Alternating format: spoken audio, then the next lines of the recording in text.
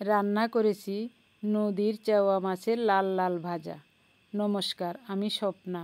দেশ এবং দেশের বাইরে যে যেখান থেকে ভিডিওটি দেখছেন আপনাদের সবাইকে অনেক অনেক শুভেচ্ছা। স্বপ্নাস ব্লগে সবার আমন্ত্রণ। প্রতিদিনের মতো আজও একটি নতুন পর্ব সাজিয়ে এনেছি একেবারে গ্রামের বাস্তব সব চিত্র নিয়ে।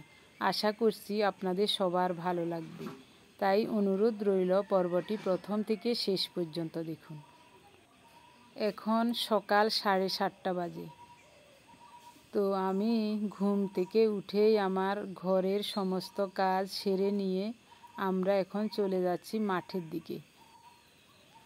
আপনি যদি এই প্রথম আমাদের ভিডিওটি দেখে থাকেন, সম্পূর্ণ পর্বটি দেখার পর যদি একটুও ভালো লাগে, আমার অনুরোধ রইল চ্যানেলটি সাবস্ক্রাইব করে আপনার মূল্যবান মন্তব্যটি লিখে জানাবেন।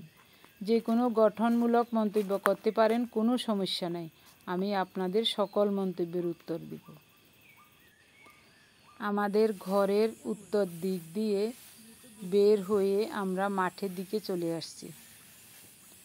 এই হলো আমাদের ধান। ওই যে ধান কাটা জমিটা দেখছেন, নিচু জমিটা, ওই জমিতে ধান ছিল।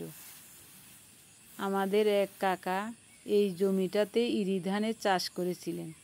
ধান খুবই ভালো হয়েছে, কিন্তু আমরা তো মেহেরপুরে ছিলাম, আস্তে আস্তে অনেক দেরি হয়ে গেছে।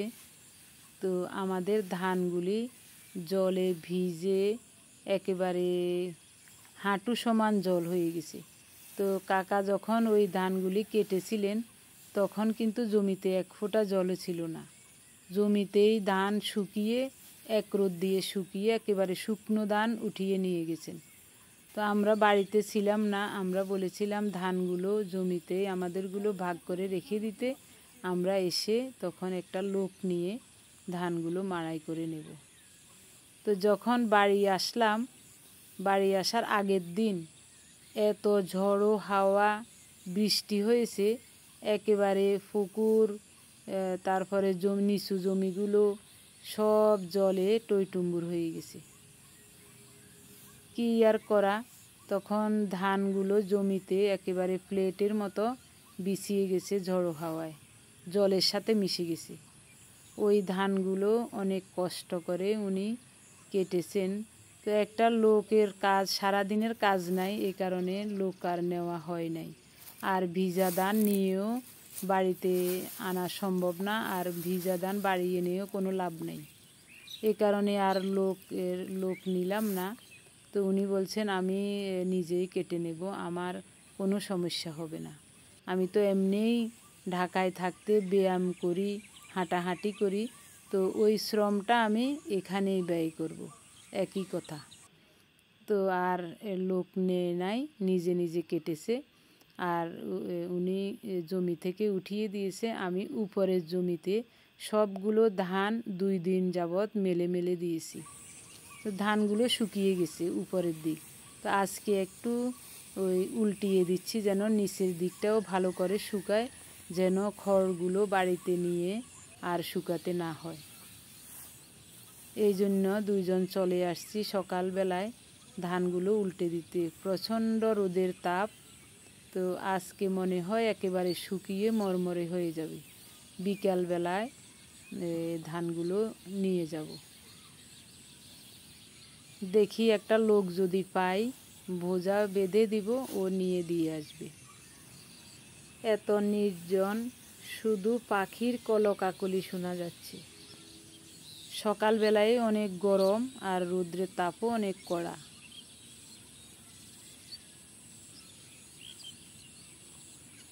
তবে নিজের কাজ করতে আমার কাছে খুবই ভালো লাগছে।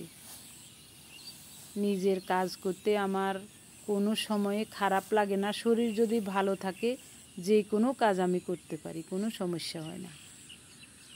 ঠাকুরের আশীর্বাদে এবং আপনাদের আশীর্বাদে শরীরটা যদি একটু ভালো থাকে, এটাই চাই। তো আজ রান্নারও তেমন কিছুই নাই, মাছ আনারও সুযোগ হচ্ছে না। দেখি আজকে যদি ওই ভ্যানে মাছ না পাই, বাজারে যেতে হবে। আজ শনিবার, আমাদের এদিকে লস্করহাটের বড় বাজারটা আজকেই হাটবার। তো হাটবারে ওই বিভিন্ন ধরনের মাছ উঠে, অনেক বড় বাজার। তো দুপুরে বা এখান থেকে গিয়ে বাজারে যায় কিনা দেখি, আগে এই কাজটা সেরে নেই। বেশিক্ষণ লাগবে না, 20-25 মিনিট বা 30 মিনিট এরকম লাগবে। দুইজনে মিলে উল্টিয়ে দিচ্ছি। নিচের দিকে একটু ভিজা আছে, ওই ভিজাটা একটু শুকানোর জন্য উল্টিয়ে দিচ্ছি। ধান এমনি ভালোই হয়েছে, ভালো ধান হয়েছে। তো 15 ডিসিম জমি উনি চাষ করেছেন, 3 ভাগের 1 ভাগ আমাদেরকে দিবে। তো আমাদের ভাগটা জমিতে রেখে গেছে। তো এখানেও হয়তো বা 2-2.5-3 মনের মতো ধান হবে। প্রচুর ধান হয়েছে। সকালবেলায় এখন মাঠে কোনো লোকজন নাই, শুধু গরু আছে। উত্তরাদের 3-4টা গরু, আর আমার ওই কাকিমারও 2-3টা গরু মাঠে বেঁধে রেখে গেছে। পুরা মাঠে কোনো মানুষজন নাই। তো শুধু বিভিন্ন ধরনের পাখির ডাক শুনছি, আর কিছুই না। 30 মিনিটের মতো সময় লাগলো ধানগুলো উল্টাতে। তো আমরা বাড়ির দিকে চলে যাচ্ছি। বাড়ি গিয়ে স্নান করে একেবারে ফ্রেশ হতে হবে।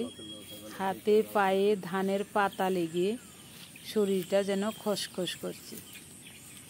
চলে যাচ্ছি বাড়ির দিকে। এই দিকে আমাদের বাড়ি।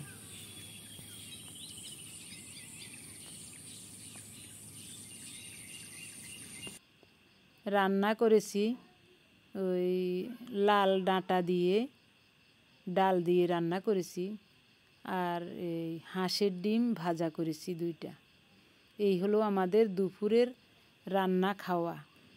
এবার বলি আজ আমাদের করুণ কাহিনী।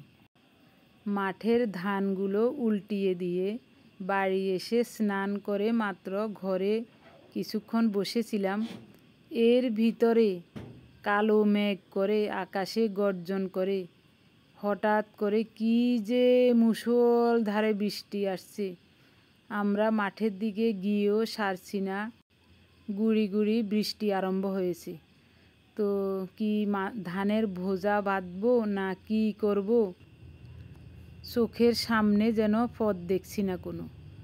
তারপরেও আমরা ওই শুকনো ধানগুলো শুকিয়ে গেছে, শুকনো ধানগুলো দ্রুত গতিতে জড়ো করে ভোজা বেঁধেছি। বোঝা বাঁধতে বাঁধতে একেবারে ভিজে চুপসে গেছে সব। এর ভিতরে আবার আকাশের গর্জন, সব মিলিয়ে একেবারে করুণ অবস্থা। তো এখন ধানগুলো মাঠে ফেলেও আসতে পারছি না। ছোট ছোট করে বোঝা বেঁধে আমরা দুজন ধানগুলো বাড়িতে নিয়ে আসছি। বাড়িতে এনে আমাদের ধারের উপর ধানগুলো রেখেছি। জল শুইয়ে শুইয়ে এখনও পড়ছে। এই দেখুন জলের অবস্থা। উঠোনে এখনও জল নেমে সারছে না, একেবারে উঠোনে আর ধারে সমান সমান হয়ে গেছে জল। বিপদের উপর বিপদ। ভিজে ভিজে ধানগুলো এনে আবারও স্নান করে মাত্র ঘরে ঢুকলাম। এমন সময় সংবাদ আসলো আমার জ্যাঠা শ্বশুরের ঘরের ননদের জামাই মারা গেছেন। এই খবরটা শুনে হঠাৎ করে মনটা একেবারে ভারাক্রান্ত হয়ে গিয়েছিল। তখন আমরা সকাল থেকে কিছুই খাইনি এবং রান্নাও হয়নি। তো তাড়াতাড়ি এক তরকারি ভাত রান্না করেছি ওই জয়শ্রীদের গরম চুলার উপরে। তো উনি খেয়ে দিয়ে ওখানে গেছেন। এই ফাঁকে আমি, উনি যাওয়ার আগে একটা ভ্যানে মাছ আসছিল, মাছ নিয়ে রেখে গিয়েছে। তো আমরা দুজন খাওয়া দাওয়া করেছি, উনি চলে গেছেন। এই ফাঁকে আমি মাছ কেটে ধুয়ে এখন মাছগুলো রান্না করব। এগুলি হলো নদীর চেওয়া মাছ, একেবারে তরতাজা। এতক্ষণ পর্যন্ত মাছগুলো বসে বসে কেটে বেছে ধুয়ে পরিষ্কার করে নিয়ে আসছি। এখন পরিমাণ মতো লবণ, হলুদ আর গুঁড়ো মরিচ, কয়েকটা কাঁচামরিচ ফালি করে দিয়েছি, আর বড় সাইজের 3টা পেঁয়াজ কুচিয়ে অর্ধেকটা মেখে নিয়েছি, আর অর্ধেকটা ফোড়নে দেব। তো সব মেখে এখন বিকাল 5টা বাজে। এখন আমি মাছটা জয়শ্রীদের রান্নাঘর থেকে রান্না করে নিয়ে আসব। ওদের রাতের জন্য রান্না হচ্ছে। তো সেজ বৌমা আমাকে বলছে, কাকিমা আমাদের ঘরে নিয়ে আসেন, জ্বলন্ত চুলায় রান্না করে নিয়ে যান। তো আমি এখন যাচ্ছি ওদের ঘরে মাছগুলো রান্না করতে। মেখে একেবারে রেডি করে নিয়ে যাচ্ছি। তো আমি চুলার উপরে মাছগুলো বসিয়ে দিয়েছি, মোবাইলটা নিয়ে আসছি। এখন দেখছি ওরা শাশুড়ি বৌমা 3 জন মিলে কুচো চিংড়ি বাছাকুটা করছে। এই কুচো চিংড়িগুলো পুকুরের, খুবই সুন্দর তাজা। তো ওরা শাশুড়ি বৌমা 3 জন মিলে বেছে কুটে নিচ্ছে। এই ফাঁকে আমি মাছের তরকারিটা রান্না করে নিয়ে যাচ্ছি। এরা শাশুড়ি বৌমা 3 জন, আর আমি ছাড়া আমাদের বাড়ির সবাই গেছে ওই আমার যে দাদা মারা গেছেন ওনাকে দেখতে। এই আমি রান্না করছি মাছের তরকারিটা, একেবারে জ্বলন্ত চুলা। ওই 2 চুলাতে দিয়েছি, লাল আলু পোড়া দিয়েছি। ওই 2 চুলাতে দুপুরে রান্না করেছিলাম। চেওয়া মাছের ভাজাটা দেখুন, 1 ফোঁটা জলও দিই নাই। সরিষার তেলে বেশি করে পেঁয়াজ ফোড়নে দিয়েছি। পেঁয়াজ একটু লাল লাল হয়েছে, তারপর মাখানো মাছটা দিয়ে দিলাম। কোনো জল দেই নাই, নেড়ে ছেড়ে ঢেকে ঢেকে কয়লার তাপে রান্না করে নিয়েছি। রান্না হয়ে গেছে, খুব সুন্দর হয়েছে, দারুণ একটা ঘ্রাণ বের হয়েছে। বড় পরিবার, এদের ঘরে সকাল থেকে বিকাল পর্যন্ত সবসময় চুলা জ্বলে। এখন সন্ধ্যা পার হয়ে গেছে, বিদ্যুৎও নাই। উঠোন একেবারে ভিজা ছিল। তো উঠোনটা পরিষ্কার করে জয়শ্রীর মেঝ কাকি শনি পূজা দিচ্ছে, আর আমাদের সঞ্জয় বাবু ওই পাঁচালি পড়ছে। সত্যবাক্য মানি যদি পাই এই ঠাই শিবারে শনি শুনি বিপ্র এ ক্ষিপ্র দর্শন বৃথা চিন্তা করে চিন্তামণি চিন্তে নারী দীপাঙ্কুর কল্পতরু বিঘ্নাঙ্কুর। সকালবেলার বৃষ্টিতে ধানের বোঝাগুলো তাড়াহুড়ো করে আনাতে একটু ঘাড়ে ব্যথা করাচ্ছে। তো আমি জয়শ্রীদের ধারের উপর বসে আছি। জয়শ্রীর ঠাকুরমা আমার ঘাড়ে মলম মালিশ করে দিচ্ছেন। ওষুধও খেয়েছি। তো পূজা শেষ হয়ে গেল, প্রণাম করলাম আমিও। বাড়ির সবাই শনিদেবকে প্রণাম করে প্রার্থনা করছেন। এরপরে প্রসাদ বিতরণ হবে। এখনও বিদ্যুৎ নাই, দুপুর থেকেই বিদ্যুৎ নাই, বৃষ্টির পর থেকে।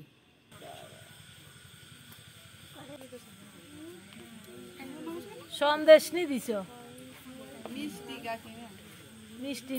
আজকের পর্বটি কেমন লেগেছে কমেন্টস করে জানাতে ভুলবেন না। যদি একটুও ভালো লাগে তাহলে প্লিজ লাইক, কমেন্টস এবং সাবস্ক্রাইব করে আমাদের সাথে থাকবেন, আর আমাদের গ্রাম্য জীবনধারা সবার সাথে শেয়ার করবেন। সবাই ভালো থাকুন, সুস্থ থাকুন। দেখা হবে আগামী পর্বে। ধন্যবাদ সবাইকে।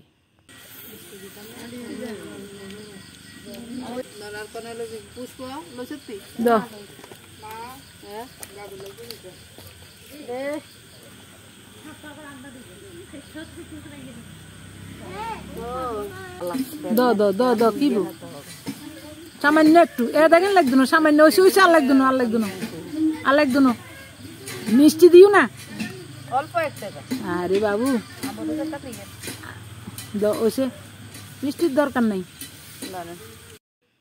কলা পাতায় মুড়িয়ে ওনার জন্য একটু প্রসাদ নিলাম। শনি পূজার প্রসাদ ঘরে নেওয়া যায় না।